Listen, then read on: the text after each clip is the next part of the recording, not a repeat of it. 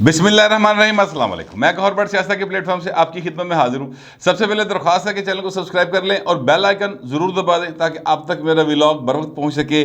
खबर यह है कि हमजा शहबाज के लिए अच्छी खबरें हैं और परवेज़ लाई का मुंह लटक गया है।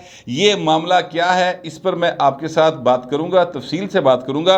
लेकिन उससे पहले मैं आपको गुजारिश करूँ कि जो इलेक्शन हो रहे हैं, ज़िमनी इलेक्शन, उसमें भी पीटी के हाल कोई नहीं पाए, बुरे हालते बूंके दिहाड़े वाला सीन चल रहा है। मैंने अगर पीपी 217 की बात कर ली है, जहां पर जैन कुरैशी साहब इलेक्शन लड़े हैं, शाह महमूद कुरैशी साहब के जो साहबजादे हैं, और शाह महमूद कुरैशी साहब उस सीट पर 2018 में आज़ाद उम्मीदवार सलमान नईम से हार चुके हैं।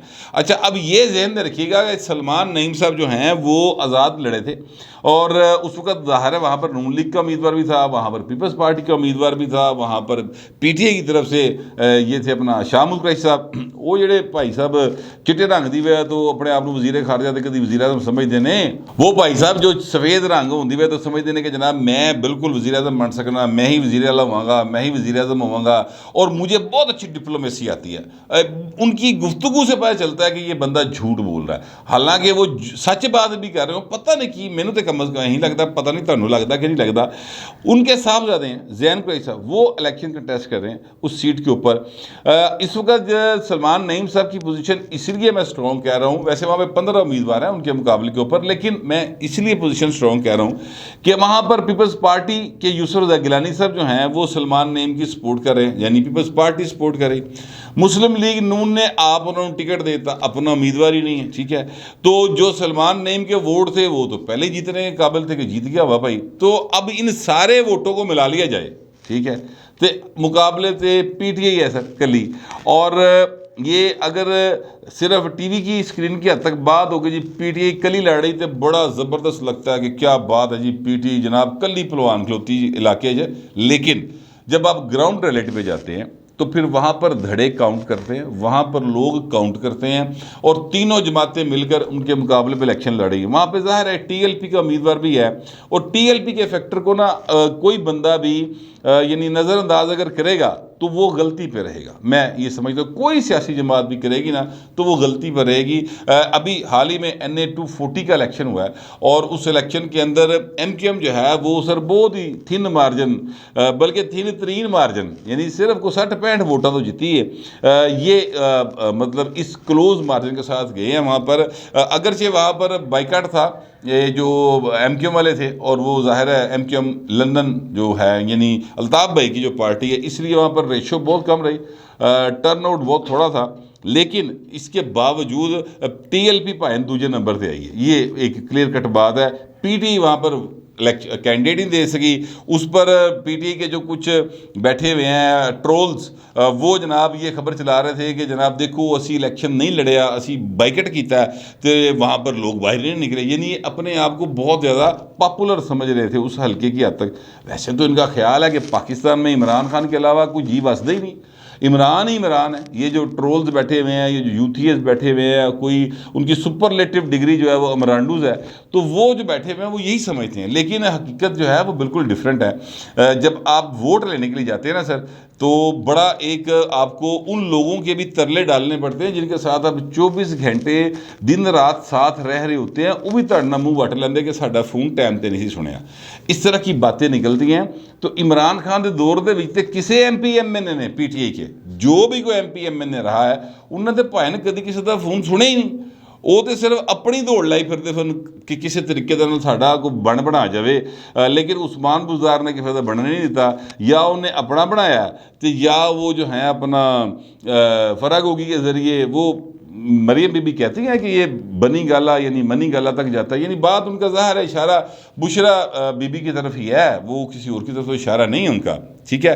अच्छा, अब उस्मान बुज़दार का जिक्र आया तो मुझे याद है कि 900 कनाल सरकारी राजी, कितनी 900 कनाल सरकारी राजी वो भाई ने अपने नाम करा ली, अपने और अपने भाइयों के नाम करवा ली। ये आप देखें ज़रा, दीदा दलेरी चेक करो, यानी इन्हें यकीन था कि जिन्होंने प्रोजेक्ट इमरान लॉन्च किया वो 10 साल चलाना है तो मैं ताहयात वजीर आला रहना है, ये इनको यकीन था कि बराह रास्त अपने ना करा ली, पर्चा हो गया भाई उत्ते DG एंटी करप्शन ने मुकदमा दे दिया है, मुकदमा दर्ज हो गया सर, और गिरफ्तारी इनकी कभी भी हो सकती है इस केस के अंदर, इनके भाइयों की भी। 900 कनाल राजी ज़ाहिर है मैं शहरी जहा बंदा, साडा तो मरले घर होंदा अगर होवे थे, ठीक है। तो अभी मुझे इतना पता नहीं था, फिर मैंने किसी सियाने बंदे से रब्ता किया कि 900 कनाल एकड़ च कितना बनता है। वो सर कोई वावा सारे एकड़ बनते, 112 एकड़ की कोल जाके ना कोई गल बनती सर। उनके खिलाफ जो मुकदमा अब दर्ज हो गया, अब वो ज़ाहिर है गिरफ्तार हो जाएंगे, मुझे यही लगता है। और फिर वो जो सेल है, जिस सेल के अंदर राणा सनाउल्लाह रहे हैं, वो सेल जो है वो उनका इंतज़ार कर रहा होगा। बकौल राणा सनाउल्लाह की ये बात उन्होंने मुझे खुद कही थी, तो इसलिए मैं आपको ये बता रहा हूँ। और वो कही तब थी, याद रखिएगा, जब अभी मुस्लिम लीग नून की हुकूमत नहीं आई थी, और ये जो हैं उस्मान बुज़दार साहब तब ये पता करते फिरते थे कि जेल दे विच रोटी सही लभ जाती, ਇਹ ਜਿਹੜਾ ਜਿੱਥੇ ਰੱਖਿਆ ਜਾਂਦਾ ਉੱਥੇ ਇਕੱਲਾ ਹੀ ਬੰਦਾ ਰਹਿ ਰਿਹਾ ਹੁੰਦਾ ਜਾਂ ਹੋਰ ਲੋਕ ਵੀ ਹੁੰਦੇ ਨੇ ਯਾਰ। ਉਹ ਉੱਥੇ ਜਨਾਬ ਕੋਈ ਸ਼ਾਵਰ ਦਾ ਇੰਤਜ਼ਾਮ ਹੁੰਦਾ ਹੈ, ਸਰਦੀ ਦੇ ਵਿੱਚ गर्म पानी लभ जाता है, और खाने को क्या मिलता है, क्या घर से खाना आ सकता है, इस तरह की तफसीलात वो वज़ीर आला होते हुए भी ये चीज़ें जो है ना मालूम करते थे, नैब के हवाले से भी मालूम करते थे। अब ज़ाहिर है कि मुकदमा एंटी करप्शन ने दर्ज कर लिया है, तो फिर अब जेल तो बाहर वही होगी सर, चाहे नैब की भुगत लो हवालात या एंटी करप्शन की भुगत लें, जाना आपने फिर उसी जेल में है।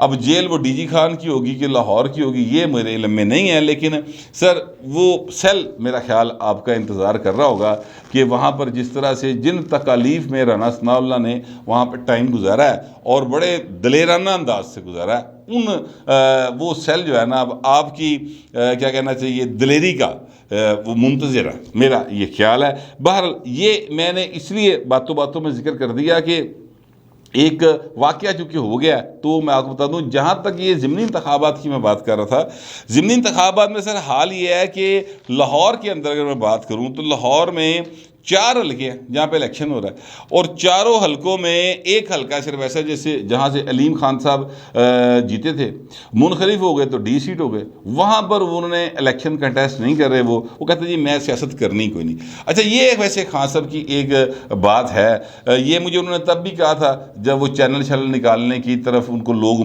राग़ब कर रहे थे ना, तब भी वो इनकार करते थे कि मैंने चैनल शैनल नहीं निकालना, अगर मैं चैनल निकालूंगा तो फिर सियासत छोड़नी पड़ेगी, और सियासत मैं छोड़ना नहीं चाहता। लेकिन अलीम खान की सियासत बहरहाल इमरान खान ने छुड़ा दी। मैं अगर किसी को ज़िम्मेदार समझता हूँ अलीम खान की सियासत छुड़वाने का, तो इमरान खान को समझता हूँ। अलीम खान साहब जो हैं उन्होंने उसके बाद इलेक्शन कंटेस्ट नहीं कर रहे भी। यहाँ पर सिर्फ एक सीट ऐसी है जिसके ऊपर 4-5 लोगों के कागजात हैं, चौधरी शराफत को शायद टिकट मिल जाए नून लीग का, बाकी जो हैं लोग ज़ाहिर दौड़ा ला रहे हैं कि टिकट लग जाए। यहाँ पर PTI जो हैं वो मियाँ अकरम उस्मान को टिकट दे रही है। अच्छा जी, उसके बाद PP 167 है 167, यहाँ पर सर कल ही लड़ाई हुई, परसों मैंने आपको बताया था, बड़ा जो है वो ज़ख्मी हुए हैं लोग, और मुकदमात जो हैं वो दर्ज हुए हैं, लेकिन मुकदमा पुलिस ने अपनी निगरानी में दर्ज कराया। यहाँ पर खालिद गुजर साहब हैं, उनके बेटे आदिल गुजर ज़ख्मी हुए थे, और जो नज़ीर चौहान साहब हैं वो सर वहाँ पर उम्मीदवार नून लीग के, ये भी PTI से थे, बाद में भाई नूरी इधरले पासे आ गए। तो ज़ाहिर नून लीग ने वादा किया, भाई नवाज शरीफ ने वादा किया होवे वो पूरा करता होंदा, और गारंटर फिर आसदारी हो तो फिर वादा तो पूरा होना ही है। यहाँ पर सर वो उम्मीदवार हैं। अब यहाँ पर भी ज़ाहिर है पीपल्स पार्टी का उम्मीदवार कोई नहीं, लेकिन TLP है सर, ये बात ज़हन में रखिएगा। इस हल्के के अंदर 2 चीज़ें जो हैं वो बड़ी काउंट करती हैं। एक चीज़ काउंट करती है TLP फैक्टर, वो ज़ाहिर है यहाँ पे इलेक्शन कंटेस्ट करेंगे, ठीक है। दूसरा, इस हल्के में ताहरुल कादरी साहब का जो सबसे बड़ा उनका एक यूनिवर्सिटी कह लें, मिनहाजुल कुरान यूनिवर्सिटी कह लें, मदरसा कह लें, जो दिल करता कह लें, यहाँ से ताहुल कादरी साहब इलेक्शन भी कंटेस्ट किया करते थे। यहाँ पर उनका असर है। ये NA 133 जो है, ये जहाँ पर असलम गिल साहब का इलेक्शन हुआ था और परवेज़ मलिक साहब की डेथ के बाद, तो वहाँ पर मैंने जब कवरेज के लिए गया तो वहाँ पर मैंने नोट किया कि उनका असर मौजूद है। अब जो ताहुल कादरी वाले हैं वो नून लीग को तो वोट नहीं देने लगे, बाकी क्या बचता है, PTI या TLP। तो वो अब ये उन्होंने चूज़ करना है कि वो TLP को वोट करेंगे या PTI को वोट करेंगे। TLP के साथ भी उनकी एक यूं कह लें कि छोटी सी यानी एक प्रोफेशनल जेलसी कह लें, ठीक है। दोनों यानी प्रोफेशनल जेलसी मेरा ख्याल है गलत लफ्ज़ है, यानी आप उसको जो कोई और नाम दे ले, लेकिन ज़ाहिर है दोनों बरेलवी मकतबा फ़िक्र के हैं। तो भाई ना हर बंदा चाहता है कि मैं बहुता वड्डा आलम दीन हाँ, ये एक मसला होता है। तो वो TLP वालों को अगर वोट करेंगे तो तारुल कादरी नहीं कटेगी, तो ये भी एक इशू है। बाकी PTI तो उनके साथ कज़न ब्रदर्स हैं। अगर कोई फ़ोन मतलब ऐसे किसी रिटायर बंदे का आ गया जिदा ये तारुल कादरी को ना पता है कि रिटायर हो गया है, तो वो PTI की हिमायत भी कर सकते हैं। तो ये 3-4-5 हज़ार वोट जो है ये नून लीग के लिए एक मसला बन सकता है यहाँ पर। या फिर नून लीग ज़ाहिर है कि अपने लोगों को जो नाराज़ हैं, मसलन सलीम साहब वहाँ पर वो उम्मीदवार थे पिछली दफ़ा, तो वो नाराज़ है कि जनाब मैंने टिकट नहीं देता, तो उनको अगर मनामनू लिया जाए तो चीज़ें बेहतर हो सकती है। वैसे मैं आपसे अर्ज़ करूँ कि ओवरऑल एक बात है, और वो ये है कि लाहौर के अंदर 2 तरह के वोट होते हैं। एक वोट होता है सर नवाज शरीफ का, और दूसरा होता है एंटी नवाज शरीफ। बस बाकी जो है ना वो फिर एंटी नवाज शरीफ में से लोग अपना अपना हिस्सा लै रहे होंगे ने, लैना चला के ले लैन, मतलब खिंच थरू करके ले लैन, लेकिन अपना अपना हिस्सा ले रहे होते हैं। तो यहाँ पर नवाज शरीफ का नाम का वोट पड़ता है। अब उस यहाँ पर भी PTI की जो है पोजीशन काफ़ी ज़्यादा कमज़ोर है, इसलिए भाई लड़ते फिरते हैं सारे पासे। असद खोखर साहब हैं PP 168 से। असद खोखर साहब जो हैं ये जीते थे, ये साद रफीक साहब जो है ना ये इन्होंने ये सीट जीती थी और छोड़ दी थी। वहाँ पर उन्होंने एक बंदे को टिकट दे दिया जो थे खालिद कादरी साहब, पुराने सियासी कारकुन हैं, लेकिन खालिद कादरी साहब जो हैं वो प्रॉपर एक तो कंपेन नहीं चला सके। दूसरा मसला ये था कि तब बुज़दार साहब की नवी हुकूमत आई थी, PTI बड़े जोशी सी। मुझे अच्छी तरह याद है जब ये इलेक्शन के रिजल्ट आए तो मियाँ महमूदुर रशीद साहब और मियाँ असलम साहब, इस तरह जो उस वक्त वज़ीर थे, ये जनाब बड़े यानी जोशीले अंदाज में असम्बली के अंदर एंटर हुए और वहाँ पर उन्होंने तकरीर करते हुए कहा कि अज असी खाजे ते ए फलाने जड़े ना असी बिल्कुल मतलब ज़मीन जवाड़ते ने फड़ के। बड़े खुश थे कि हमने ये सीट ख्वाजा साद रफीक ने छोड़ी हुई थी, ये जीत ली। असद खोखर साहब वहाँ से जीते थे, अब वो ज़ाहिर नून लीग के अंदर हैं, तो वहाँ पर मुझे नहीं लगता कि असद खोखर का कोई जोड़ शोड़ होगा। 170 PP 170 है। ओन चौधरी के भाई अमीन चौधरी साहब जो हैं वहाँ पर जीते थे और वहाँ से उनको नून लीग का टिकट मिल गया। ओवरऑल अगर देखें सवाए TLP फैक्टर के मुझे नहीं लगता कि नून लीग को कोई मसला होगा। हुकूमत ही हमजादी है। मेरा जो ज़ाती नॉलेज है ज़राए से वो ये है कि नून लीग वाले ये समझते हैं कि वो 20 नशिस्तों में से 16 नशिस्तें जीत जाएंगे। मुझे ये नून लीग वालों का अपना एक ख्याल है जो उन्होंने कैलकुलेशन की हुई है। अब ज़ाहिर है वोट पड़ेंगे, रिजल्ट आएगा, पता लग जाएगा। ये अगले महीने की मेरा ख्याल महीना भी नहीं रह गया, 17 जुलाई को इलेक्शन है, पता चल जाएगा। लेकिन मैं आपसे अर्ज़ करूँ कि पंजाब असम्बली के अंदर जो मैंने आज सूरत हाल देखी, यानी पंजाब असम्बली से मेरी मुराद है वो इजलास जहाँ जो गवर्नर पंजाब ने बुलाया हुआ आइनी तौर पर, यानी जहाँ पर आइनी तौर पर इजलास हो रहा है और बजट की कार्रवाई हो रही है। बजट वैसे मेरा ख्याल है परसों पास हो जाएगा, इसलिए कि अपोजिशन ने कटौती की तहरीकें जमा नहीं करवाई हुई, फ्री हैंड है सर हुकूमत को, और हुकूमत ले एडे ईजी होए ने। मैं वहाँ पर गया था, पूरा इजलास सर 2 या 3 बंदे बैठे ने, एक तकरीर कर रहा है और 2-3 वारी का इंतज़ार कर रहे हैं। तो खलील तार सिंधु साहब जो हैं वो प्रिजाइड कर रहे थे, तो पूरा हाल बाकी वेला। बाकी पता किया भाई बंदे कितने ने, तो वो डाइनिंग हॉल एक बना हुआ है, वहाँ पर बैठ गए सारे MPs। कुछ तो जा चुके थे, बाकी जो थे वो सर वहाँ पे चाय शाय पी रहे थे और पूछ रहे थे मिनिस्ट्री किहड़ी लभनी है, किनू लभनी है, नवा मिनिस्टर कदों आ रहे हैं। ये गुफ्तगू जो है ना वहाँ पर जारी हो सारी थी। ये मेरा आंखों देखा हाल है जो मैं आज वहाँ पर विज़िट किया, वो मैं आपको बता रहा हूँ। ये तहरीक इंसाफ वाले काफ़ी हद तक सर मायूस हो गए। मैंने इससे पहले व्लॉग में आपको बताया था कि उन्होंने सारे पासे जवाब होया तो अवाम ने भी जवाब देता है, लेकिन जो सारे पासे जवाब होया है ना सर, वहाँ पर कुछ जगह ऐसी होती हैं जहाँ पर आपको ना अपना मुंह बंद लेना चाहिए। लेकिन PTI वालों को चूँकि बोलने की आदत है, लाडले रहे हैं ना, उन्होंने आदत पै गई हैं, वो समझते हैं कि सानू कोई कुछ नहीं कह सकता। अभी तक वैसे कहा भी किसी ने कुछ नहीं, ये भी आपसे अर्ज़ करूँ, जिस दिन को कुछ कहेगा हाथ लगेगा तो लग समझ जाएगी। ये फवाद चौधरी साहब जो हैं, इन्होंने कल रात एक ट्वीट किया। नोम चोम्स्की साहब ना बेसिकली एक दानिश्वर हैं और बिल्कुल इंडिपेंडेंट राय रखने वाले आदमी हैं अमेरिकन वो, लेकिन वो बिल्कुल इंडिपेंडेंट राय रखने वाले आदमी हैं। आज़ादी इजहार का वो बहुत ज़्यादा जो है ना मतलब प्रचार करते हैं। उनके समेत कई दानिश्वरों ने प्राइम मिनिस्टर शहबाज शरीफ को खत लिखा और उसमें उन्होंने कहा कि यहाँ पर पाकिस्तान के अंदर आज़ादी इजहार का जो सूरत हाल है ना वो काफ़ी गड़बड़ है। ये बात बिल्कुल दुरुस्त है, इसमें कोई दूसरी राय नहीं है। इसलिए कि चाहे वो मुखालफीन हैं जो बोल रहे हैं, लेकिन वो जो बोल रहे हैं उससे मुझे इख्तलाफ भी है, ये भी मैं आपसे अर्ज़ कर दूँ। मुझे उनसे कोई इतफाक़ नहीं है, क्योंकि मैं ये समझता हूँ कि आइन के अंदर जो दर्ज है शिके, उसके मुताबिक उसके अंडर रहते हुए आपको खेलना चाहिए, उसके अंदर रहते हुए आपको बात करनी चाहिए। लेकिन वो चूँकि अब चाहते ही है कि जो न्यूट्रल हुए हैं वो न्यूट्रल ना होने बल्कि साढ़ मोटे से चुक लें, वो मोटे से नहीं चुकया जाना। तो उन्होंने इस हवाले से बात की है कि जनाब सहाफ़ियों को जिनको ऑब्जर्व नोम चोम्स्की नूं की पता कि इत्थे जिहड़े सहाफ़ी ने वो किवें बढ़दे ने ते किवें आंदे ने, ते इमरान खान दे वखरे सहाफ़ी ने ते नून लीग दे वखरे सहाफ़ी ने। यहाँ पर तो भाइन पार्टी ने अपने अपने सहाफ़ी रख ले ने, अपने अपने मुबसर रख ले। तो वो ये नोम चोम्स्की साहब ने उस सूरत हाल के ऊपर एक खत लिखा। इमरान खान ने उस पर उनकी तारीफ भी की और ट्वीट भी किया। हालांकि अपनी बारी वो भाई जरा ना अपने दौर दे विच जो है वो फ्रेंड्स विदाउट बॉर्डर एक है सहाफ़ियों के हवाले से एक तंजीम, उसने जो रेटिंग की थी तो इमरान खान की रेटिंग मोदी से थले थी भाई। इस हालत में पाकिस्तान था इमरान खान के दौर में। 300 लोग जो है ना 300 लोग वो उठाए जाने थे। इमरान खान ने लिस्ट दे दी थी IB को कि जनाब ये FI को दें, और उन्होंने कहा ये उठा लें। तो भाई सारियाँ तैयारियाँ सन और 300 लोगों के नाम भी मुझे मालूम है, यानी लिस्ट हम तक पहुंच गई थी।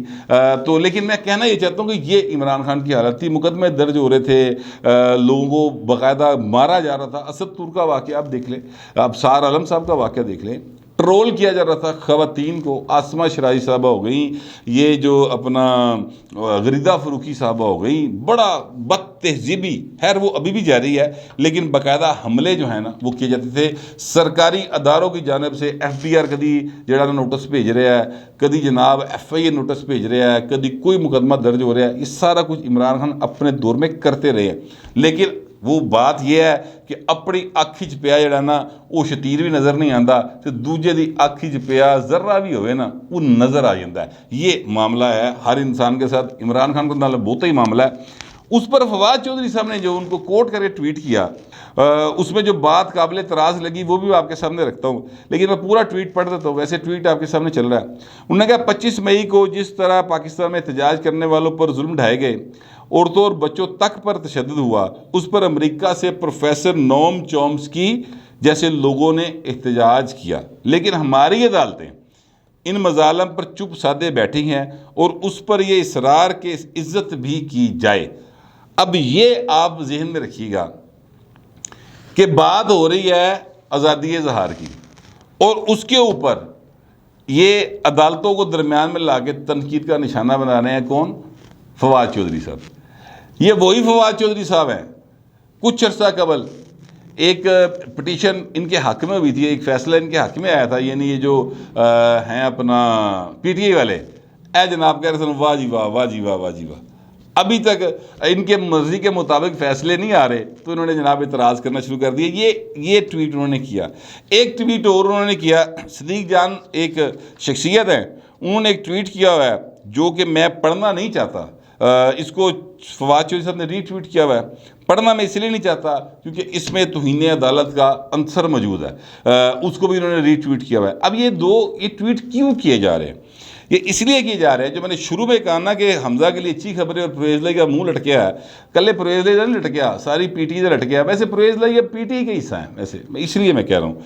वो ये है सर कि परवेज़ लाई साहब आज अदालत गए हुए थे और अदालत में उन्होंने जो दरख्वास्त दायर की थी अज़हर सदीक एडवोकेट के ज़रिए, वो ये थी कि जनाब इन्होंने जो लिया अपना 3 आर्डीनेंस जारी किए हैं वो गलत है, आर्डीनेंस जारी नहीं हो सकते, और स्टे दिया जाए और वो इजलास जो वहाँ पर हो रहा है उसको रोका जाए।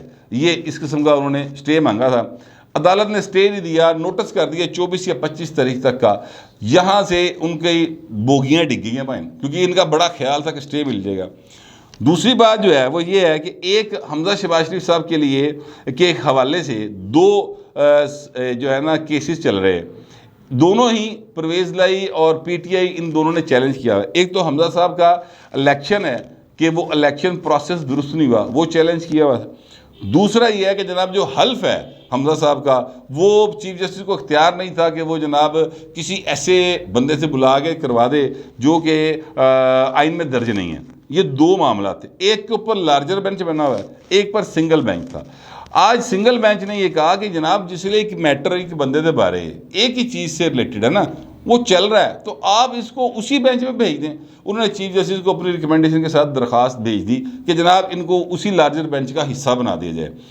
ये वो दो केसेस हैं सर, जिसके बाद ये इस तरह के ट्वीट्स आने शुरू हो गए हैं और मायूसी है सर। परवेज़ लाई साहब बड़े जो है ना अपने हल्का बाब में कह रहे थे कि लो जी सवेरे स्टे आया ही आया, तुम वेखना सी अब बजट इजलास पास करा के दिखाए, बजट पास करा के दिखाए, इधर इजलास में रोकवा देंगे। ये बातें वो कर रहे थे। असल में बात यह है कि उनके पास अब जो है ना अपने लोगों को ज़िंदा रखने के लिए ज़रा जोश दुआन ली, वो लहू गर्म रखने का है कि बहाने इलाका में इस तो बहुता कम कोई नहीं पता उन्होंने भी है। बार बार फोन चुके वेख देने यार वो व्हाट्सएप आया काल के नहीं आई, वो नहीं आई तो ना वो आनी है सर, दौर निकल गया वाला। अभी आपको कोई ऐसी व्हाट्सएप कॉल नहीं आएगी। लिहाजा हमजा साहब के लिए सत्य खैर है फ़िलहाल, और शहबाज शरीफ साहब के लिए भी ये हुकूमत, जो मैं पहले आपको कई बार कह चुका हूँ, मेरा ख्याल ये है कि ये साल पूरा करेगी और साल पूरा जो है इमरान खान इंज दी गल्लां करता रहेगा। 10 तारीख को बता दूंगा, अनकरीब लॉन्ग मार्च की कॉल दे दूंगा, तैयारी रखे मेरे पाकिस्तानियों, इंज दी गल्लां दे विच उस साल लंघा देगा। हमने बहुत सारी इस तरह की अपोजिशंस देखी हुई हैं। वो एक शेर याद आ गया, आखिर में आपको सुना देता हूँ। देखे हैं बहुत हमने हंगामे मोहब्बत के, आगाज़ भी रुसवाई अंजाम भी रुसवाई। ये इनका हाल है, तो रुसवाई सर अब इनका मुकद्दर बन चुका। मेरा कम अज़ कम यही ख्याल है, आप लोगों का पता नहीं क्या ख्याल होगा। जो भी है लिख ज़रूर दीजिएगा, मगर ज़रा तहज़ीब के साथ। फिलवक्त इतना ही, मिलते हैं अगले व्लॉग में।